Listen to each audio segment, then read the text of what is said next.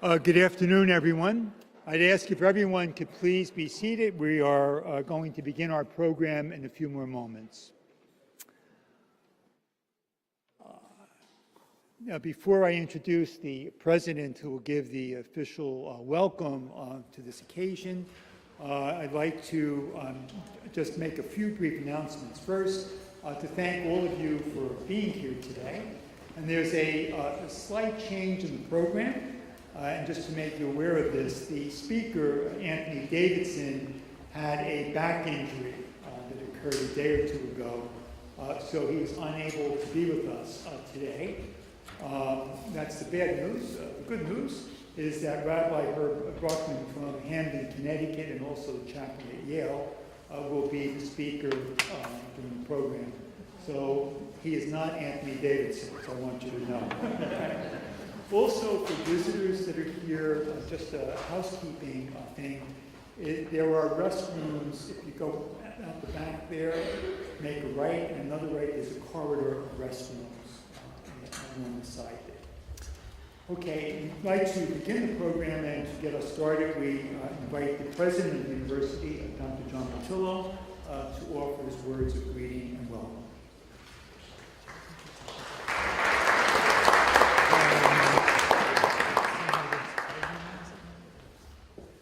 Actually, there was supposed to be a prelude, but I believe the singer has not arrived.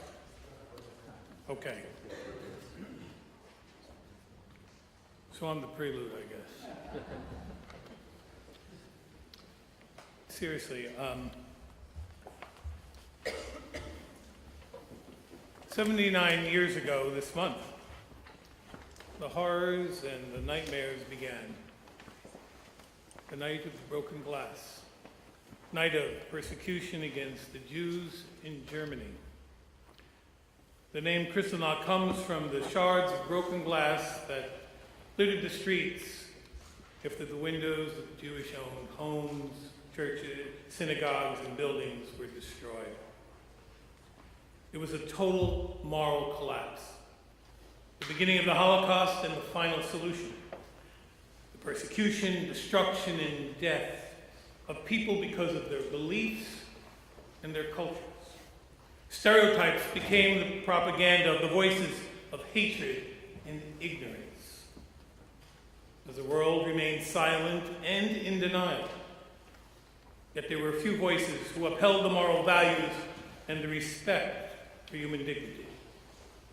The righteous, ordinary people who realize that evil must not win, that all voices cannot remain silent, whatever the cost. And so today, we pause once again to recognize the insanity and the ignorance of hatred that costs millions of lives. We pause in respect for the dead. Yet here at the university, we do need to do more. We need to recognize that the lessons of the past still teach. We need look only at the public square in our own country.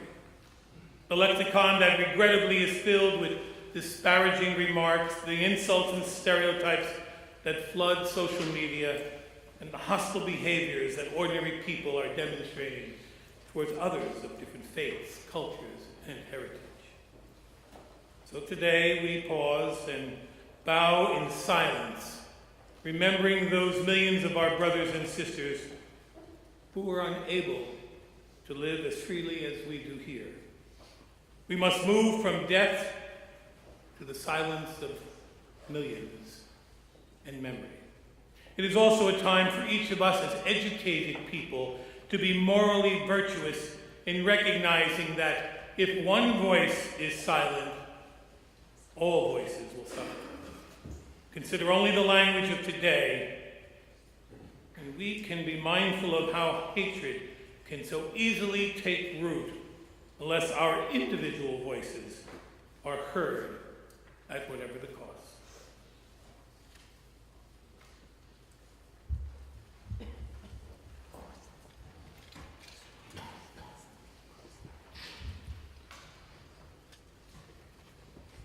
Thank you, Dr. Patil.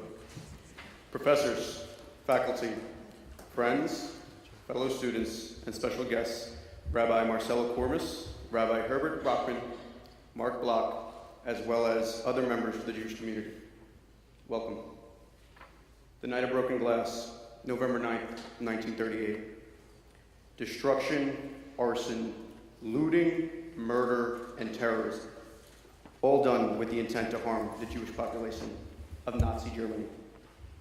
To feel like you had a target on your back just because of one's faith, because of who and how you worshipped, your traditions and way of life.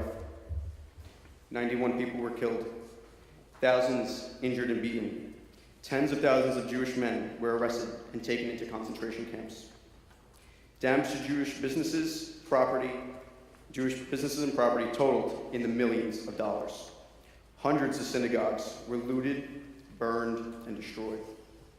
These atrocities were carried out by Nazi stormtroopers, civilians. Authorities turned their backs and did not intervene. Firefighters were told not to help unless neighboring buildings were in danger. A truly terrifying experience for those affected. This was just the beginning of one of the darkest times in human history. We cannot go back in time and prevent these events from ever happening, but we could learn from them. Those who do not remember the past are condemned to repeat it. George Santayana. We cannot deny the existence of bigotry and tension in our modern society. It is important we do not make the same mistakes again. For this reason, it's important for us as a Catholic university to continue to uphold good connections to the Jewish community, a goal that Sacred Heart has set to accomplish since its founding and further reinforced by the Second Vatican Council. Through the courses of CIT, students at Sacred Heart University are taught the beliefs and teachings of other religions in order to develop respect for other faiths. Pope Francis made clear that Christian relationships with non-Christian faiths is of utmost importance if we want to bring peace to the world. Bergoglio Hall, named after Pope Francis, was blessed by Rabbi Abraham Skora and 3 others that are with us today. Sacred Heart was the first Catholic university to have a building named after Pope Francis and the first to have a building blessed by a Jewish rabbi upon its opening. This organ beside me was made possible by the generous donations of the Jewish community as well as other benefactors. We intend to keep up this wonderful relationship we have built and look forward to what is to come. I would now like to invite our special guests up to the podium.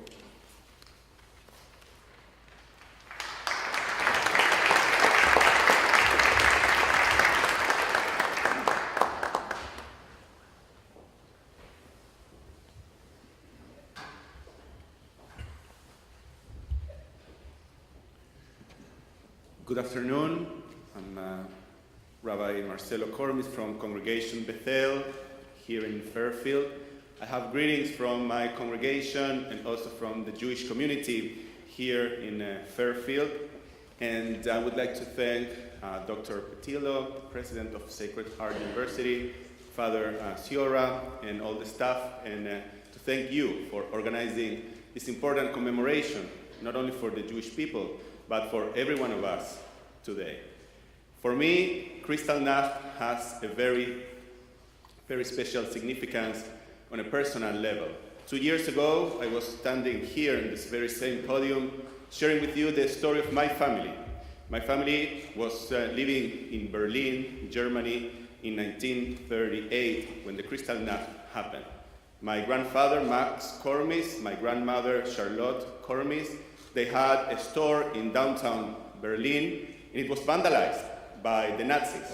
And a year later, they decided to leave the country, and that's the way they saved their lives. They went to Chile. I was born in Santiago, Chile, and that's how my family survived the horrors of the Shoah, of the Holocaust. We are here today to ensure that events like that are not going to happen again in the world, but especially in our society. For decades, we thought that we would never see again horrors like what my family embraced living in Germany. But unfortunately, we are seeing them around the country and around the world. It is our responsibility, it is our call, it's our inspiration to make sure that events like the Kristallnacht and the Shoah are not going to happen again. We'd like to thank you again for this very special commemoration, and I would like to thank everyone for being here today. Thank you.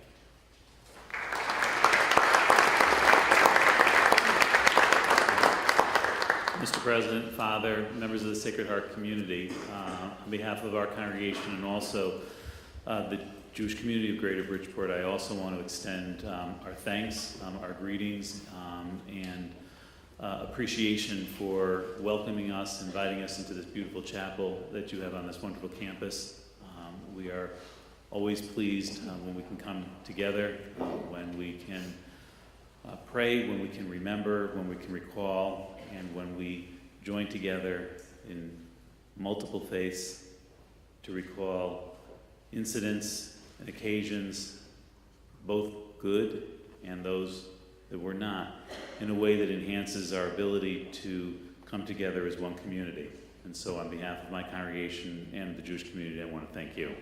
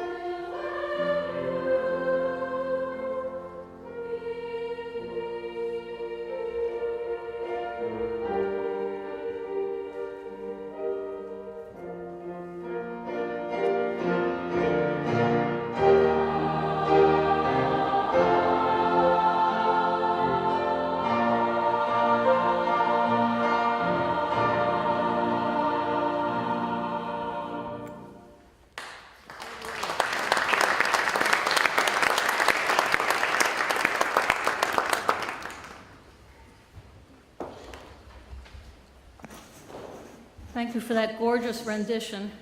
Let us hope that we do see some miracles of redemption and reconciliation on the horizon.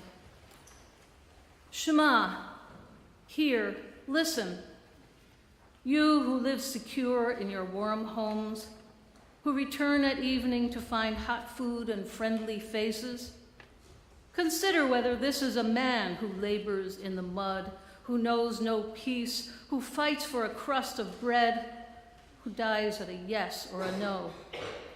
Consider whether this is a woman without hair or name, with no more strength to remember, eyes empty and womb cold as a frog in winter.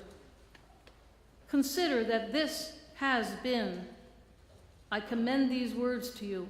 Engrave them on your hearts when you are in your house, when you walk on your way, when you go to bed, when you rise. Repeat them to your children, or may your house crumble and disease render you powerless, your offspring avert their faces from you. Shema, hear, listen.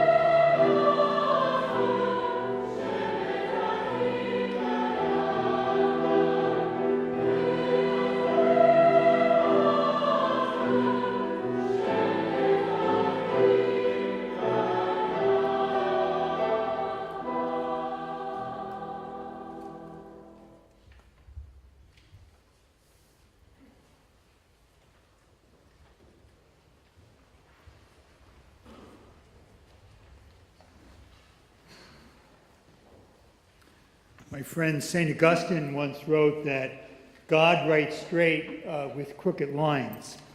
Yesterday, when we found out that our scheduled speaker, due to his back injury, was unable to be with us, there was an immediate disappointment. But the disappointment rolled over into joy when our good friend Rabbi Herbert Brockman agreed to come and to speak to us at our Kristallnacht Commemoration today. So we're very, very grateful to you, Herb, for being with us today.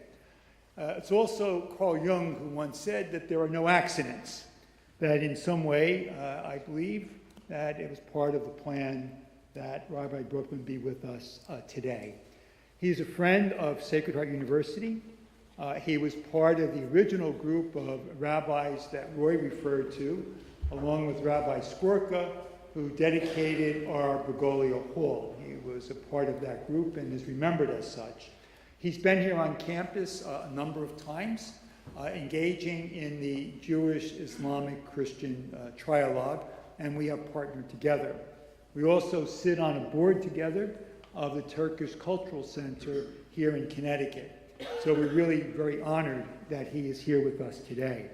There's also a synergy between the mission of this university and Herb Brockman in his great passion for social justice, a passion that we too share here at the university.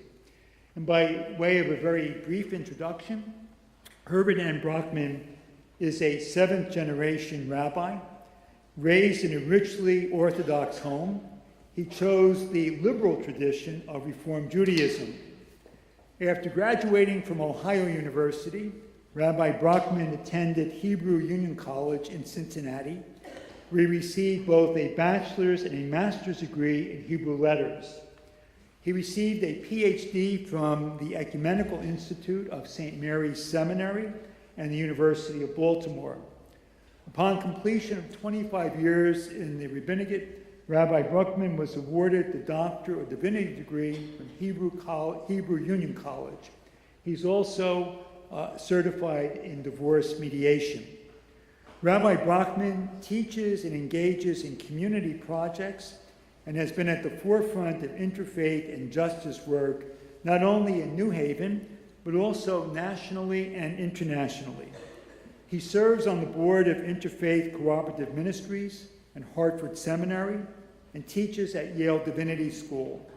He has been described as a champion of compassion and justice.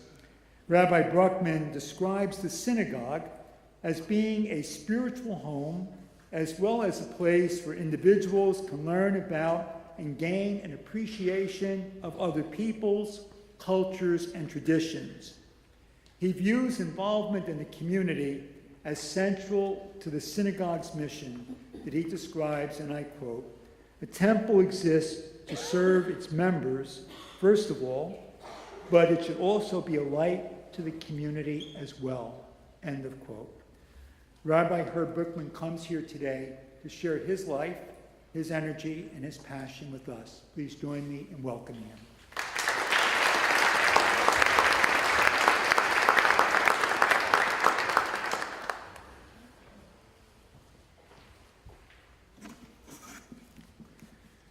I must say it is a humbling experience to be with you, and I also am grateful that you've joined us. I wanted to begin with a meditation.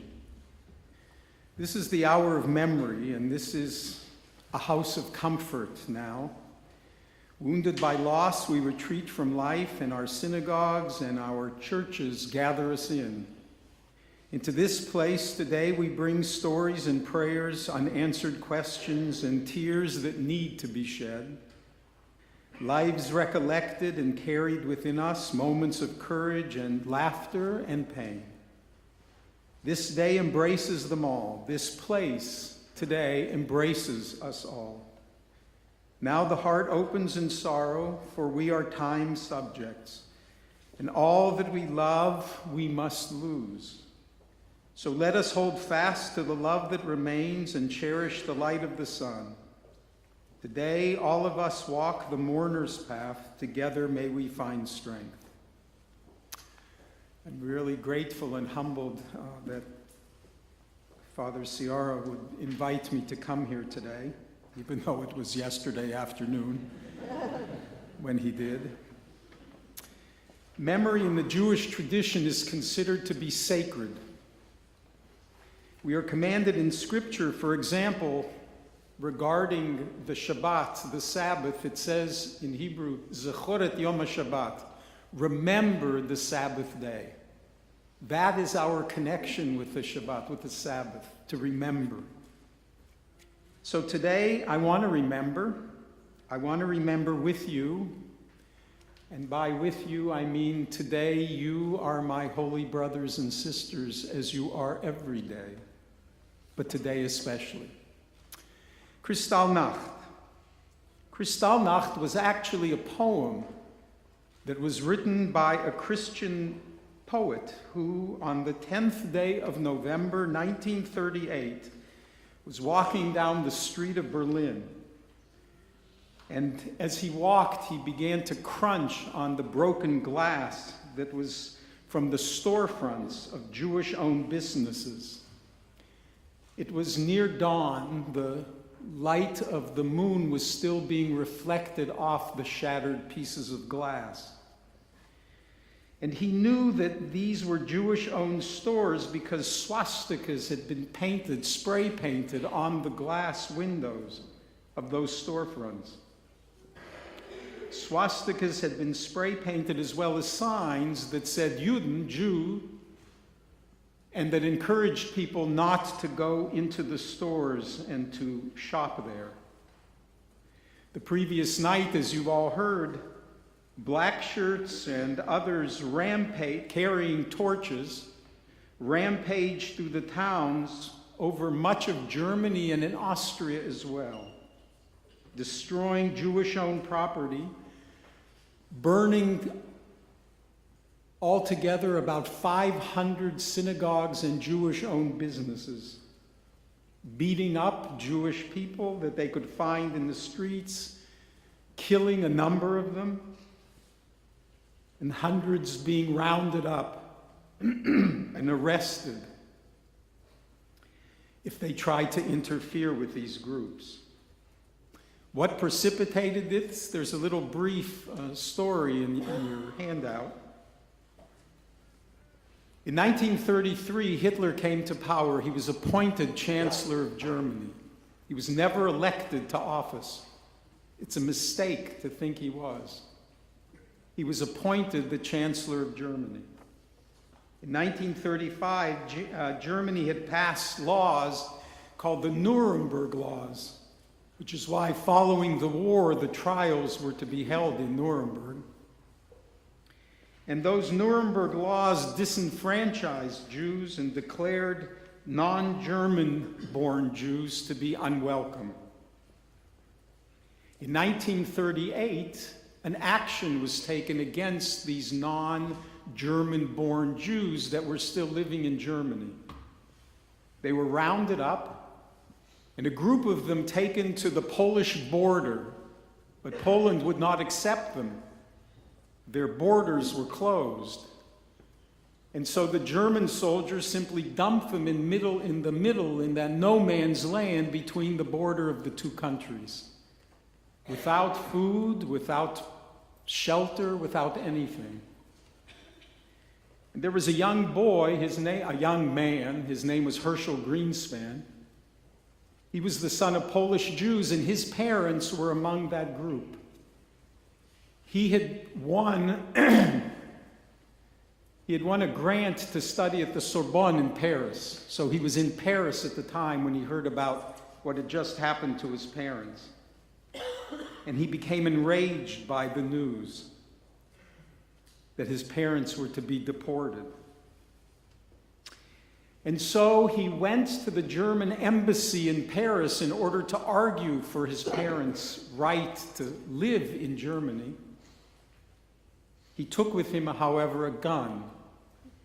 And apparently got into an argument with one of the German embassy people, one of the undersecretaries, and he shot that man. Several days later, that German undersecretary died. And within 24 hours, an action took place called Kristallnacht. It was supposed to be spontaneous. It apparently was not. That thousands of these young people, these German Nazis, would march through and carry out their anger at what had happened, namely the death of that German undersecretary. A pogrom, they called it.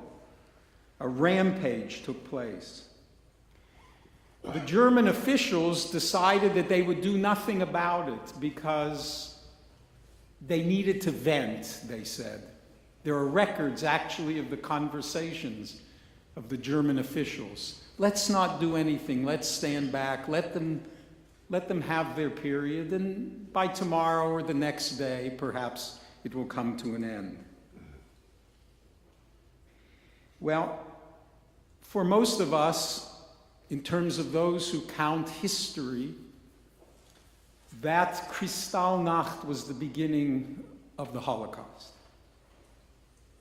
In the end, by 1945, 7 years later, 6 million Jews and 5 million other innocent non-combatants had been murdered by those raging Nazis.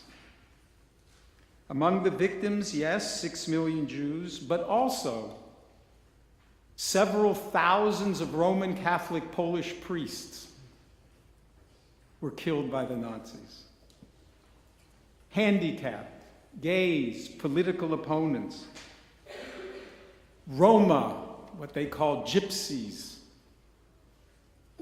Jehovah's Witnesses, and each of the victims had been assigned a color when they were swept up in these attacks against them and taken to the camps. They were a badge was placed on each of them, and each one of those badges had different colors. Yellow, of course, well known, the yellow stars of David that the Jews were to wear. Red was for political prisoners. The green were for criminals. Pink for gays. Black for antisocial behavior people. Purple were the Jehovah's Witnesses. Immigrants wore blue, and brown were the Roma, the gypsies. It was organized, it was brutal, it was criminal, and to our minds, perhaps, it was inexplicable. All of these, in addition to the soldiers on both sides, literally somewhere between 25 and 40 million people died during that period. It's hard to wrap your arms around it. All in the name of some idealized, racialized sense of nationality. That one people were superior to other peoples. They were the Übermenschen, the supermen, the mighty, the strong, the powerful. And the others, Untermenschen, those that were considered subhuman. It was, I would suggest to you this day, one of the lowest points in human history. That poem, Kristallnacht, spoke in the sad voice of its author, knowing and fearing what lay ahead for the Jews. That was part of the poem. But he also recognized that those shards of broken glass was the soul of a once great German civilization. For Germany had created some of the greatest music, art, science, poetry, philosophy, and there it lay, shattered on the streets of German towns, German cities, being reflected off that broken glass. That for the Jews, the experience could have, perhaps should have broken them. From 1938 to 1947, again, just in those 7 years, 1 out of every 3 Jews on earth was murdered. Think about that. Look to your right, look to your left. In 7 years, think one of them would no longer exist on earth, but would have disappeared into the smoke. And so today we come and we remember and we grieve. But we must also know that this is not enough. We must build upon the ashes of Auschwitz, as they say. When Ben-Gurion, who was the first prime minister of Israel, began to consider the idea that this event must be recorded for human history. It must be a lesson of never again.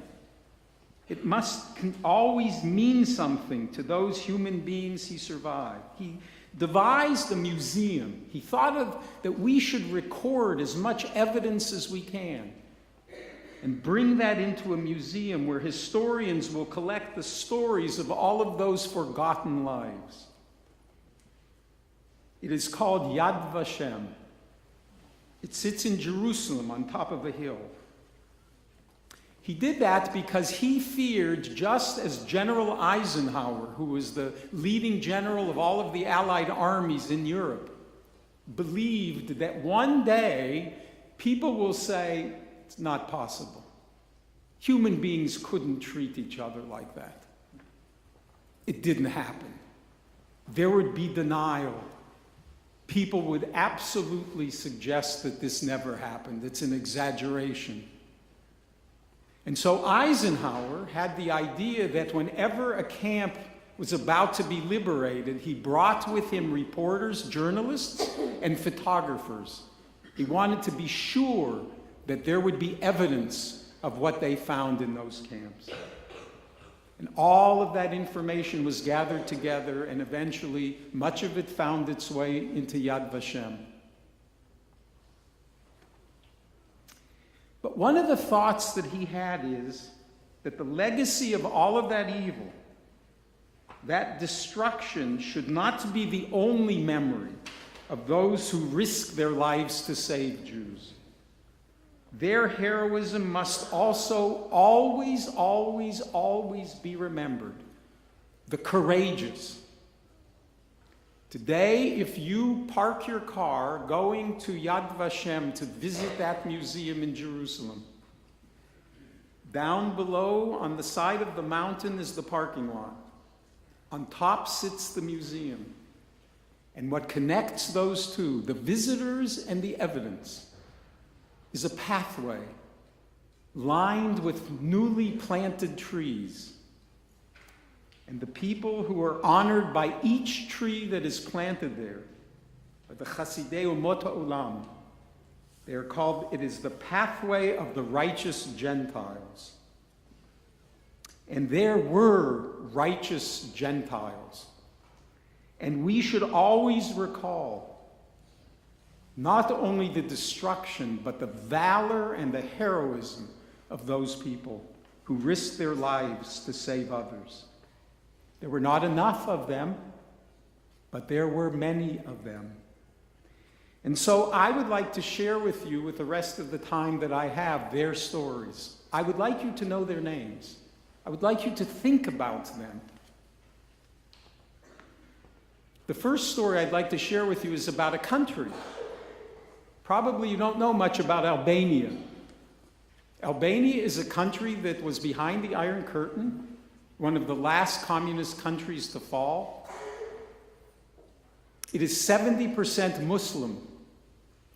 Albania is the only country in Eastern Europe that had more Jews at the end of the war than before the war.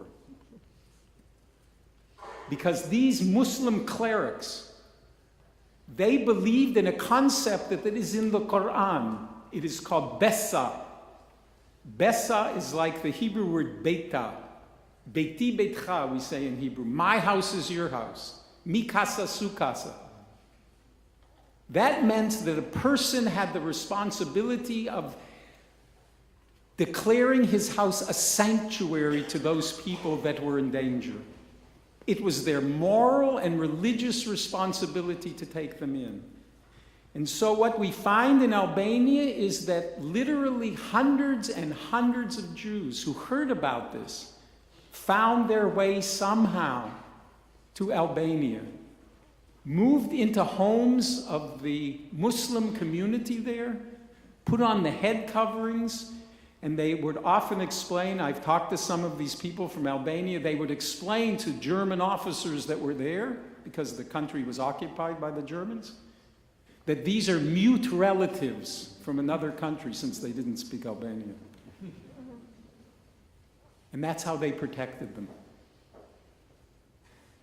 There was a Catholic prelate in Istanbul, and like any smart priests know, if you want to get something done, turn to the sisters, to the nuns.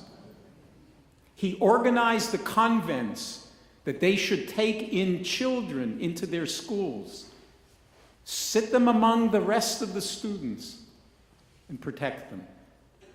That prelate went on to become Pope John the 23rd. There was the Bishop of Sofia in Bulgaria. You probably don't know very much about Bulgaria. I certainly didn't, but this thing I know. They lost the fewest Jews of any other country. And the reason? The Bishop of Bulgaria decided that when they packed all of the Jews from Sofia into the trains, he would lie down on the track and challenge them to leave the station. They decided that there weren't enough soldiers to make sure the train left, and so the train never left. That bishop saved the lives of all those people. Raoul Wallenberg, he was a Swedish diplomat with more chutzpah than God knows what. He was a Lutheran, the son of a wealthy steel magnate family. He was ashamed that his family, living in a free nation, a nation that was not part of the Axis nor the Allies, were selling steel to the German army. And he had to do something about it.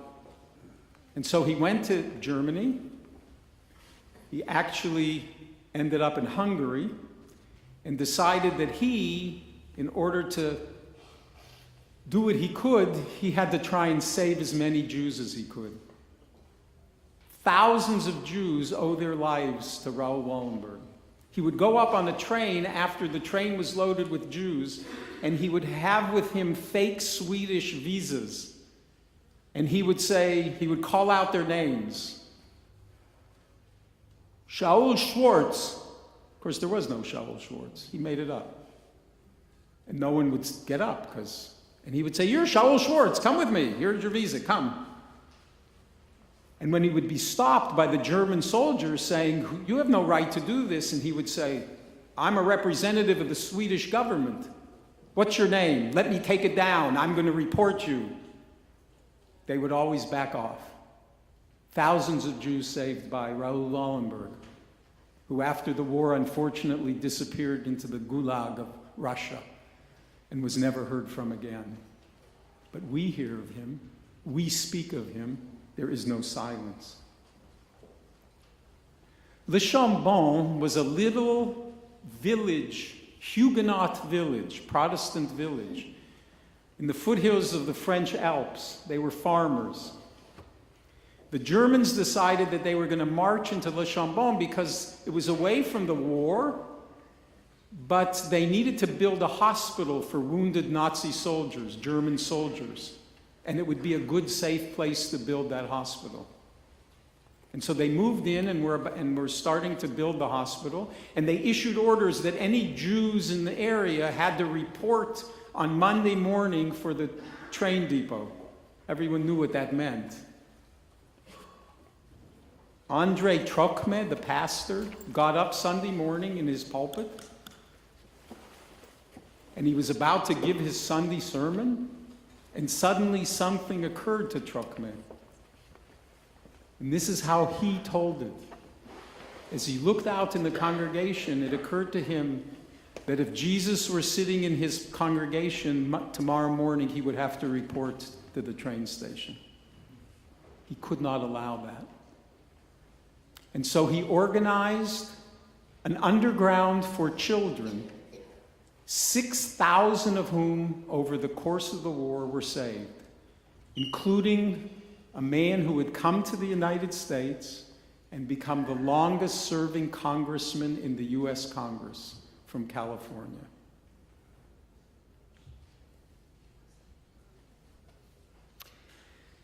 Denmark. The German army marched into Denmark. The Jews were ordered to appear for registration and then, of course, deportation. And King Christian X, the King of Denmark, 1943, announced that all Jews are Danes and all Danes are Jews. And that day, whether it's an apocryphal story or not, he went for his daily carriage ride wearing the yellow Star of David. Within the next week, every Jew got sick. and they were put into the local hospitals. And one night, every boat that the Danes could get together took in 7,000 Jewish patients from these hospitals. And in the middle of the night, the ships went to Sweden, which was a free state, never occupied. These are just some of the amazing stories of people who literally risked their lives to save Jews. These are models for all of us. And so, when we see things like, and I will name it, I didn't hear the name today, Charlottesville, with people marching through the streets with torches, it must remind us and make us think about the dangers of what can be. Edmund Burke, an Irish statesman, wrote these words, and I would like to leave them with you today. He said, "The only thing necessary for the triumph of evil is for good men to do nothing." The only thing necessary for the triumph of evil is for good men to do nothing. I suggest to you that the lessons of Kristallnacht must not only be the tragedies of the past, but must be our commitment that we can never do nothing again. Thank you.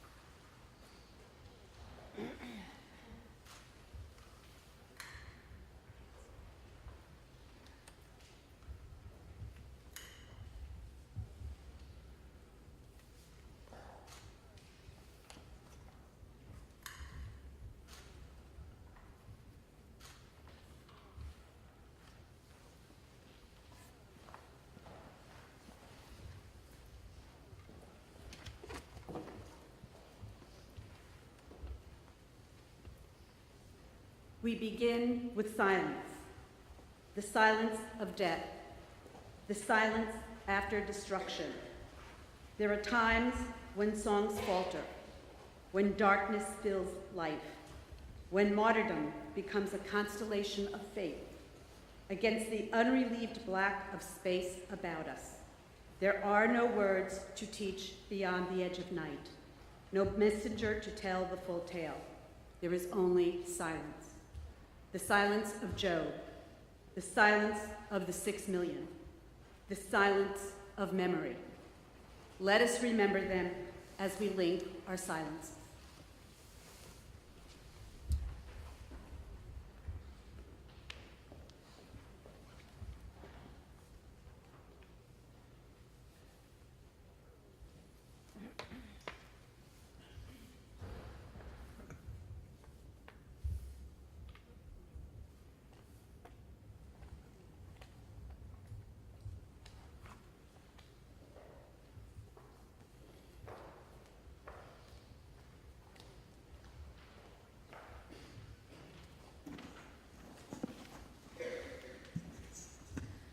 Yitgadal, Lodge, V'yitgadash, Honar, Shmei Rabbah, Baba Yar, Be'alma Divrach Yirutei, Maidanek, V'yamlich Malchutei, Birkenau, Bechayechon Uvyomechon, Kovna, V'chayei Dechol Beit Yisrael, Yanoska, Ba'agala Uvizman Kari, V'imru, Amen.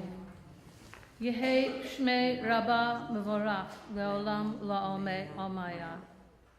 Yitbarach V'yishtabach, Terasenstad, V'yitpa'ar V'yitromam, Buchenwald, V'yitnaseh V'yithadar, Treblinka, V'yit'aleh V'yithalal, Vilna, Shmei Dekurusha B'richu, Bergen-Belsen, Le'ela Mauthausen, Min Kol Birchata V'shirata, Dachau, Tushbechata V'nechemata, Minsk, Da'amiran Be'alma, Warsaw, V'imru Amen. Yehei Shlama Rabba Min Shemaya, V'chayim Aleinu, V'al Kol Yisrael, V'imru Amen. Oseh Shalom Bimromav, Hu Ya'aseh Shalom Aleinu, Ve'al Kol Yisrael, V'imru, V'imru, Amen.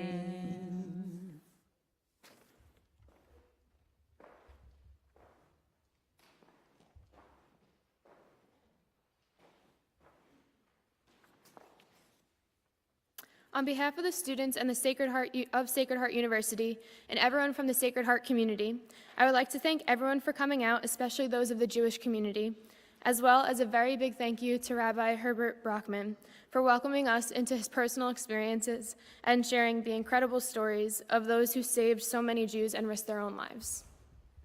It is important for us, not only as students, but as human beings, to always be aware of this night in history, the night of broken glass.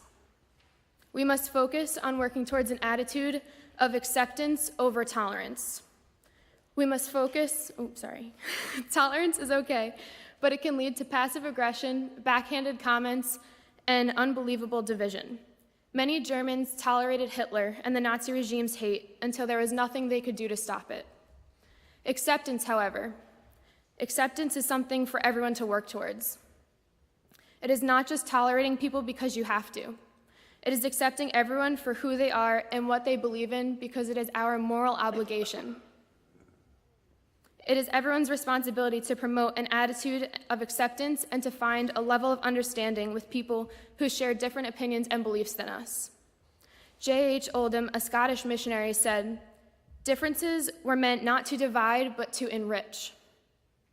This acceptance should not be in spite of our differences, but because of our differences. They are not something to be looked past, but something to be celebrated. This attitude of acceptance needs to be encouraged and fostered throughout our nation, especially in a time when divisions seem to be at the center of our conversations. Change the conversation. I encourage you to find someone who is different than you, whether it is a different religion, race, sexuality, or anything. Find someone and have a conversation. When you're talking with them, have an open mind and realize that their differences are what make them incredibly unique. Thank you all for coming. Thank you again to our amazing speaker. You're invited to enjoy some light refreshments in the narthex, the back of the chapel, and don't forget to have that conversation.